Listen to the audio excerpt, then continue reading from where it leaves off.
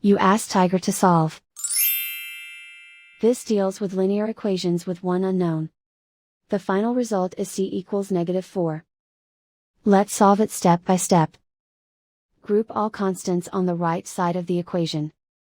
Subtract 2 from both sides. Simplify the arithmetic.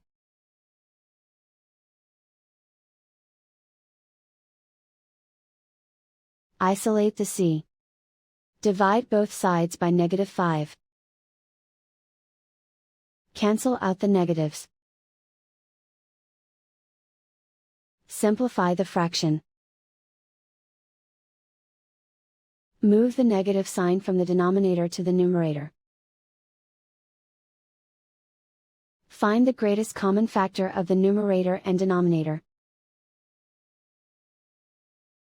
Factor out and cancel the greatest common factor. And so the final result is c equals -4.